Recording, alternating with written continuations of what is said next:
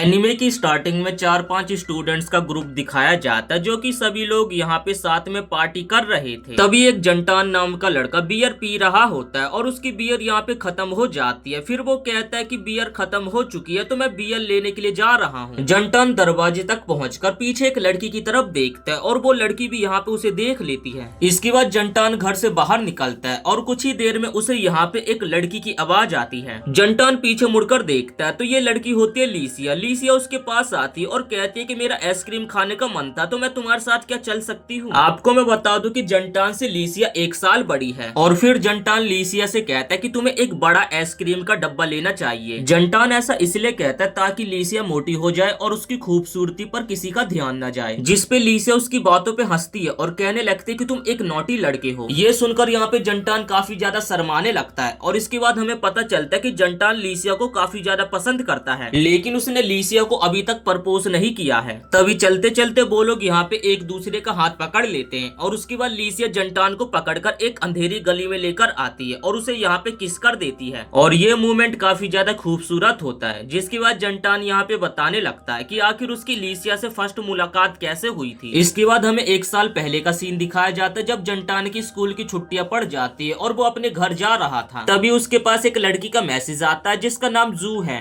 और वो high school से उस लड़की को काफी ज्यादा पसंद करता है। जू जंटान को मैसेज में कहते कि वो उससे मिलना चाहती है और ये सुनकर यहाँ पे जंटान काफी ज्यादा खुश हो जाता है। जिसके बाद जंटान फौरन उसे मिलने के लिए हाँ बोल देता है और जैसे उसका बस स्टॉप आता है तो वो तेजी से अपने घर की तरफ भागने लगता है। जू उसका पहला प्यार है और उससे वो मिलने के लिए काफी ज्यादा एक्साइटेड है और जैसे वो अपने घर के पास पहुंचता है तो उसे अपने घर के बाहर एक लड़की खड़ी हुई दिखाई देती है। वो उसके ऊपर ज्यादा ध्यान नहीं देता है और अपने घर में चला जाता है। जंटान जिसके बाद अपने कपड़े चेंज करके आता है और वो लड़की उसके घर के बाहर ही खड़ी हुई थी। जंटान तभी उस लड़की से पूछ लेता है कि क्या मैं तुम्हें जानता हूँ, लेकिन वो लड़की उसकी बातों का कोई भी जवाब नहीं देती है। जिसके बाद जंटान आगे बढ़ जाता है और तभी उसे याद आता है और वो अचानक से रुक जाता है और तभी उसे याद आता है ये लड़की तो ड्रीम स्वीट की फेमस सिंगर सिया है जो कि काफी ज्यादा पॉपुलर है और जंटान का दोस्त गुजुक भी सिया को काफी ज्यादा लाइक करता है। तभी जंटान पीछे मुड़कर कहता है कि क्या तुम्हारा नाम सिया है, और ये सुनकर वो लड़की यहाँ पे उसका कोई जवाब नहीं देती और वो एकदम सीरियस हो जाती है और तभी वो अपने हाथों में लाइटर को जलाती है और तेजी से जंटान की तरफ भागकर आने लगती है और उसे देखकर यहाँ पे जंटान काफी ज्यादा घबरा जाता है और जंटान को 1 सेकंड के लिए लगता है कि अब वो लड़की उसे मार ही देगी, लेकिन वो ऐसा नहीं करती है। जंटान उसके इस बर्ताव से काफी ज्यादा गुस्सा हो जाता है। जंटान तभी पीछे हटता है और उसे देखकर सिया यहाँ पे हंसने लगती है और कहती है कि तुम काफी ज्यादा स्लो हो। जंटान कहता है कि तुमने मुझे मारने की कोशिश करी है तो मैं पुलिस बुलाकर तुम्हें गिरफ्तार करवा सकता हूँ। तब सिया जंटान के क्लोज आती है और कहने लगते कि मैं पुलिस को खुद बोलूंगी कि तुमने मुझे टीज करने की कोशिश करी है और साथ ही तुमने मेरा पीछा करने की कोशिश करी है। जंटान ये सुनकर काफी ज्यादा घबरा जाता है और वो कहता है कि मैं तुम्हारा पीछा नहीं कर रहा था और उसके बाद वो सिया को कन्विंस करने के लिए यहाँ पे ठुमके लगाने लगता है। तभी यहाँ पे जंटान के मोबाइल पे मैसेज आता है और मैसेज देखकर वो तुरंत यहाँ से निकल जाता है। जाने से पहले जंटान सिया को कहता है कि अगर तुम बाहर रहोगी तो तुम्हें सर्दी लग जाएगी, इससे अच्छा तुम मेरे घर में जाके रेस्ट कर लो। इसके बाद जंटान एक रेस्टोरेंट के पास पहुंचता है जहाँ पर बाहरी जू उसका इंतजार कर रही थी और वो ठंड से यहाँ पे उछल कूद रही थी। फिर वो लोग रेस्टोरेंट के अंदर जाते हैं और खाना खाने लगते हैं और साथ में बात कर रहे थे। कुछ देर बाद यहाँ पे जंटान जू से पूछने लगता है कि क्या तुम्हारा कोई बॉयफ्रेंड है। ये सुनकर यहाँ पे जू अनकंफर्टेबल होने लगती है। ये देखकर जंटान बात पलटने लगता है और कहता है कि तुम्हें मेरे कभी घर आना चाहिए। कुछ देर बाद वो लोग बाहर आते हैं और बाहर काफी ज्यादा सर्दी होती है तो यहाँ पे जंटान अपने मफलर को जू को पहना देता है, जिसपे जू उसका शुक्रिया करती है। तब जंटान कहता है कि अगर तुम्हें मेरा मफलर वापिस करना है तो हम कल भी मिल सकते हैं। तब यहाँ पे जू उसकी बातों का कोई भी रिप्लाई नहीं देती है और स्माइल करते हुए यहाँ से चली जाती है। इसके कुछ देर बाद जंटान अपने घर पहुंचता है और वो देखकर काफी ज्यादा हैरान हो जाता है कि उसके घर के बाहर अभी सिया खड़ी हुई है और रात के 11 बज चुके हैं और साथ ही स्नोफॉल भी हो रही थी जिस कारण ठंड भी काफी ज्यादा थी। सिया जंटान की तरफ देखती और कहते कि तुम मेरे बारे में किसी को नहीं बताओगे, अगर तुमने ऐसा किया तो मैं तुम्हें बहुत ही बुरा पीटूंगी। और उसके बाद वो जंटान के घर में जाने लगती है। जंटान उसके पीछे जाता है और देखता है कि यहाँ तो सिया बेहोश पड़ी हुई है। जंटान इमरजेंसी को देखकर तेजी में एम्बुलेंस को कॉल लगा देता है। इसके बाद हमें सुबह का सीन दिखाया जाता है जहाँ पर जंटान अपने घर में घोड़े बेच के सो रहा था, लेकिन उसके दरवाजे पर कोई घंटी पे घंटी बजाने पे लगा हुआ था। तब यहाँ पे जंटान दरवाजा खोलने के लिए जाता है और दरवाजे के बाहर यहाँ पे सिया खड़ी हुई थी और उसे देखकर वो यहाँ पे काफी ज्यादा हैरान हो जाता है। सिया के हाथ में खाने पीने की चीजें थी। वो जंटान को कहती कि वो उसके साथ नाश्ता करना चाहती है।